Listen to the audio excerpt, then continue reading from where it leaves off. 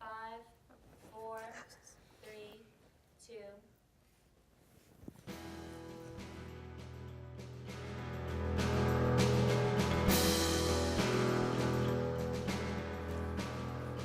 Welcome to MCTV Weekly News Update. I'm Brittany Jelinski. And I'm Jess Smith. We have a lot in store for you today, so let's jump right into our top story. President Barack Obama took time this past weekend to attempt to settle some arguments disrupting the Middle East. Speaking with around 2,000 young Israelis and visiting Palestinians in the West Bank region, Obama urged citizens to sidestep their government and work on a peaceful solution to conflict that has been destroying both nations. While Israeli forces are building Jewish settlements on Palestinian land, the Palestinians are being forced to retreat from their villages and homes in order to stay safe. Obama has taken on a large task trying to get these two nations and their leaders, Mahmoud Abbas and Benjamin Netanyahu, to agree on peaceful terms. In an attempt to get the Palestinians back to the negotiation table, Obama urged them to reopen communication, even if the Israelis do not stop building on their land. He also made a point to tell Israeli citizens to, quote, look at the world through the Palestinians' eyes and see how much damage is being caused by the occupation of Palestinian land. A big message he was trying to get through to the young Israeli people was that they should not use violence as a way to defer negotiations. That's not only the action the president has taken overseas. During a stop in Jordan, Mr. Obama sat with that country's Kind Abdullah. The president pledges his support for refugees who've taken shelter in Jordan and his opposition to Syrian President Bashar al-Assad. Jessica Yellen reports. The final stop in the president's hopscotch around a region in tumult, a visit with Jordan's King Abdullah. The thing I mainly remember when I came here was that His Majesty was kind enough to personally drive me to the airport. I won't tell you how fast he was going, but Secret Service, I don't think, could keep up. Close U.S. ally Jordan's king is facing new strains. Political pressure as one of the only royals still standing after the Arab Spring, and economic troubles made worse with more than 400,000 Syrian refugees fleeing to safety here.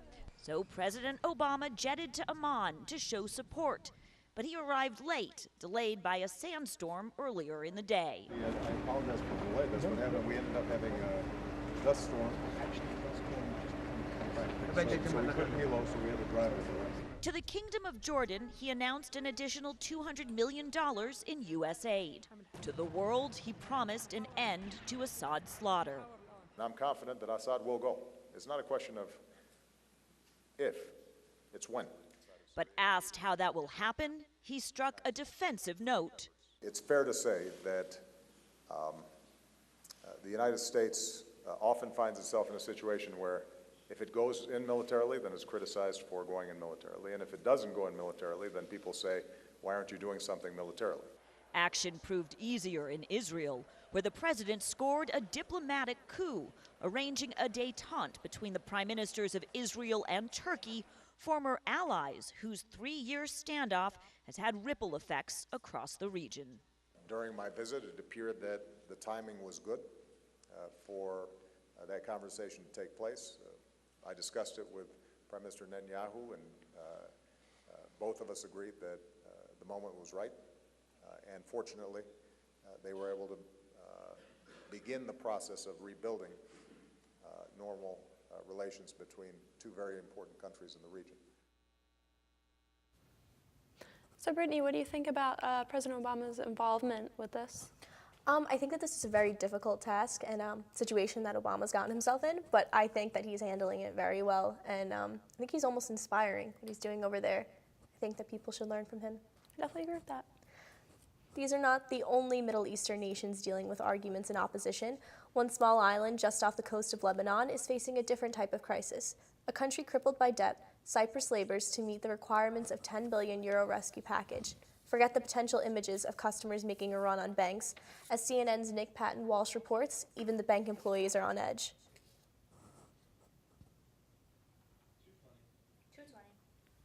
It drives even these bank clerks to the edge. The Likey Bank is where they work and keep savings and have mortgages. The cold chill of Cyprus's debt crisis may close it. throughout the afternoon, not only is All this of our bitter faces. wind from Africa coming in blowing dust, but trickling out is terrible news about the future of the bank many of them have given their life to work at. Beyond Parliament's windows, politicians haggle over the fate of Laiki employees like Neofita Frangescu and her husband. And they've just heard rumours they may lose their pensions. What just happened? They lost their provident fund. It's 600 million. And that's your pension? Yes. 600 millions. Millions. 600 million. Yes. And they lost it. Laiki Bank is not just their jobs, it's their life savings too. Why is it happening to you though? I'm only 30 years old. And I'm worrying about the good of this country. What about them? About their grandchildren? It's been building for months, and Neofita takes us to the home she's now fighting for. Everything is closed, or everything is under for rent. So, but it doesn't start now. It started a lot of months ago, and it's keep going. So imagine what is going to happen after a few days, a few months. For a family with 2 infants, this is what's at stake. Maybe tomorrow we're going to lose this house. No, I feel upset and I feel angry and I'm sorry about that, but what I care about the most is what I'm going to tell tomorrow to my child. Why cannot take it to your school? Because mom or dad that do not have money anymore? I don't care about me. I'm okay, I'm going to find my feet, you know? But what about my children? What are their names? Marilia and Andrea, they are girls. Then she shows us a remarkable sign of how bad this could get. So what we have here is that we are storing food. It's milk for the children, it's their cream, it's their biscuits, it's rice. If 2 months ago they are going to tell us that this is what's going to happen to Cyprus, I will tell someone that you're crazy. Nick Payton-Walsh, CNN, Nicosia. While the stormy weather continues over the seas, it's time to see what kind of weather we have in our area. Here's Jordan Carter with the highs and lows report. Thanks, Jess. As Winter Storm Virgo finally heads out to sea, many communities across the entire nation are beginning to dig their way out of the latest dose of unseasonably stormy weather. The storm dumped well over a foot of snow on the city of Denver and left Springfield, Illinois with nearly 20 feet of the white stuff. While New York may have escaped the brunt of the storm, the Mid-Atlantic dealt with around 3 inches of a slushy, road-wrecking mix of ice and sleet. Although the system has finally moved offshore, low-lying areas around the south shore of Long Island and New Jersey may experience coastal flooding early this week during high tide. With April just around the corner, people everywhere are asking, where is spring? Unfortunately, it's going to be a few more weeks before Mayor's Beach can officially open. Progressively warmer temperatures depend on how much sun an area gets. The Northeast is set to see more sun throughout the first weeks of April. But the position of the jet stream will cause shots of cold air that will stall the rapid, warm everybody's looking for. However, I'm happy to tell you that our local forecast calls for a warm-up that will at least let us put all of our winter jackets away for a while. Let's see exactly what we can see for Poughkeepsie weather this week. Tonight's forecast calls for clouds early this evening with clearing later at night. Plan for a low temperature of 30 degrees and a light westerly wind at 7 miles per hour. The warmer weather starts tomorrow with a high approaching 50 degrees. Winds will remain out of the west and skies will stay mostly sunny. If that's not good enough, the news gets even better. Expect a high of 52 degrees on Thursday and continuously warmer temperatures all the way through the end of the weekend. Light flurries on Thursday will give way to partly to mostly cloudy skies. If you're celebrating Easter, you can count on exceptional warmth and a high temperature holding around 60 degrees. It's a warm-up we've been demanding for long enough. That's all I have for you tonight with your highs and lows report. I'm Jordan Carter. Sticking to national news, a brutal shooting in the city of Brunswick, Georgia last Friday took the life of a 13-month-old baby boy when 2 suspects tried to rob the child's mother. The woman, Sherry West, told reporters that when asked for her money, she said no, and that she didn't have any. The boy who approached her then said, quote, "Give me your money or I'm going to kill you and I'm going to shoot your baby and kill your baby." When the boy tried to take her purse, he fired his gun, grazing her in the head and then shooting her in the leg. The 14-year-old suspect then walked over to the child and shot him in the face. Unfortunately, this is not the only traumatic experience West has faced. In 2008, she lost her 18-year-old son when he was stabbed to death in New Jersey. She told CNN that, quote, "I'm so afraid to have more babies now.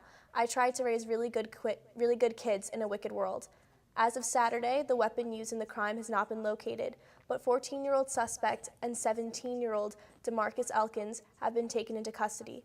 Elkins will be tried as an adult, and the younger suspect has had his first court appearance on Monday. Wow, that's so sad. I can't believe that story. This story is really shocking. I cannot believe things like this happen. I in the know. world. I feel like you can't even be safe anymore. It's just craziness. The criminal is only 14 years old. Yeah. That's unbelievable. You don't even believe it anymore. President Obama called on the Senate to vote a controversial ban on semi-automatic firearms modeled after military-style assault weapons, despite dim predictions from Senate leadership that such a ban will have any luck passing the upper chamber. In his weekly address, Obama said, quote, "These ideas shouldn't be controversial. They're common sense, they're supported by a majority of the American people, and I urge the Senate and the House to give each of them a vote." He said there is still, quote, "genuine disagreement among well-meaning people on how to combat gun violence." On Thursday, Senate Majority Leader Harry Reid introduced gun legislation targeted toward curbing gun deaths. However, it did not include the so-called assault weapons ban, nor another proposal backed by the Obama administration that would place limits on magazine capacities. The bill instead included measures that expand the background check system, boost school safety, and toughen laws for gun trafficking. The Senate will begin debating the bill once it returns from recess in 2 weeks.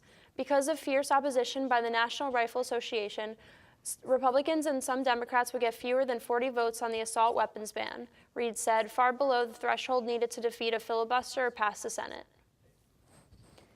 In entertainment news this week, we find actress Tilda Swinton in a very different kind of performance.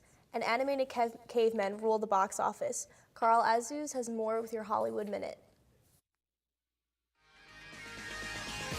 Tilda Swinton is sleeping on the job, literally. The actress has brought a performance piece to New York's Museum of Modern Art. It's titled The Maybe, and it features Swinton sleeping inside a large glass box all day. Dozens of patrons got their first look at the piece on Saturday. The museum says there's no set schedule for her appearances, and the location within the museum will change. According to The Gothamist, Swinton will be there about a half dozen more times before the end of the year. DreamWorks' animated film about the last cavemen on Earth came in first at the box office this weekend. The Croods clubbed the competition with $44.7 million in ticket sales. Olympus Has Fallen, an action flick starring Gerard Butler and Morgan Freeman, came in second, pulling in $30.5 million. And Oz the Great and Powerful is still going strong in its third weekend in theaters with another $22 million in ticket sales. For Hollywood Minute, I'm Carl Azuz.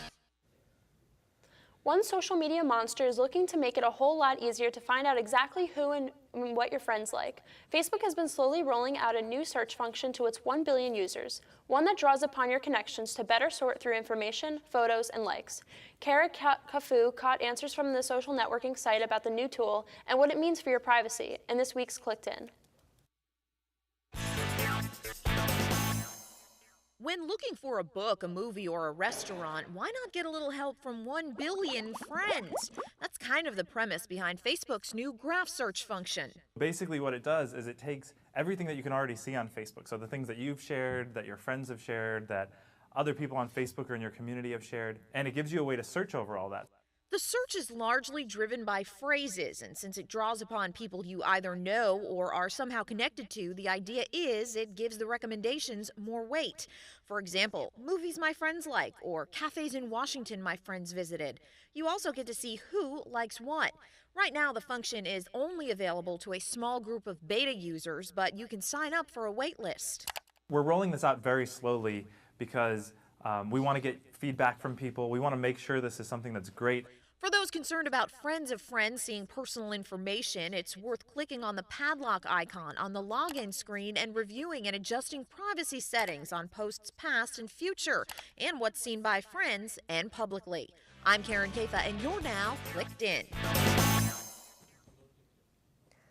Well, Well, personally, I feel like I have no privacy on the internet anymore, but how do you feel about this? I completely agree. I feel like just my identity's been stolen and I just can't even like escape from it anymore. I feel like just everybody knows all my information and my social security number basically is out. It comes to that point. Seems like it's going to get easier for people to learn everything about you. I agree.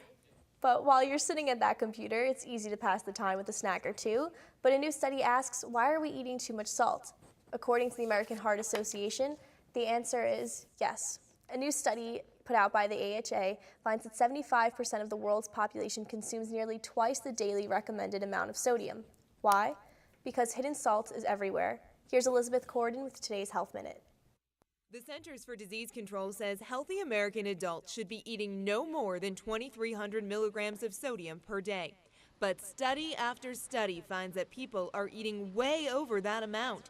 And that's not good because salt is a major contributor to high blood pressure and heart disease, and you get it from more than a salt shaker.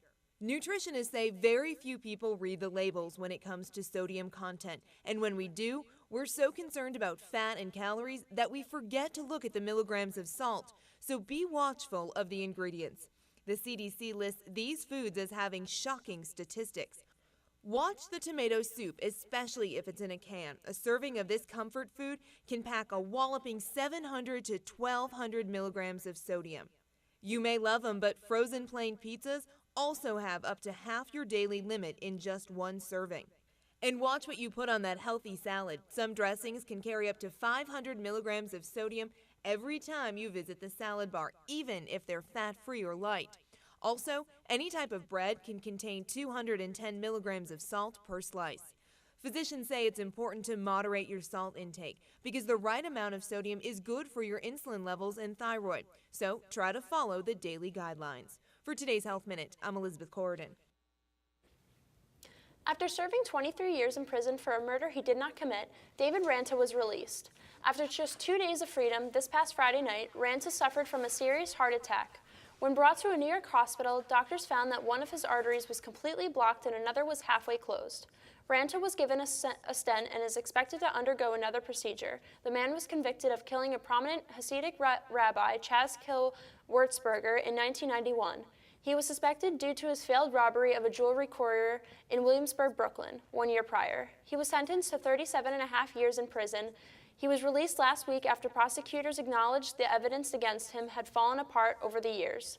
In order to adjust to his entrance into the outside world after almost a quarter-century in jail, Ranta stayed at a city hotel with his family. He described his emotions through the experience, saying, quote, "I'm overwhelmed. Right now I feel like I'm underwater swimming." Friday night, Ranta began feeling hot with pain in his back and shoulders.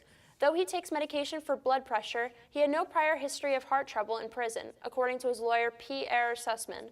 After re-examining the case through its Conviction Integrity Unit, the Brooklyn District Attorney's Office uncovered other serious problems with a case that long ago appeared flawed. Ranta is now awaiting his second surgical procedure, hoping for a new lease on life. Wow, that's a pretty insane story. I believe he was convicted and after 23 years, that's so much of his life taken out. I know. How do you begin to live in society when how do you just get acquainted so after that? It's very life-changing. difficult. Yeah, for sure. Well, that's all we have time for this week. Stay tuned for next week. I'm Brittany Jelinski. And I'm Jess Smith. Thanks for stopping by.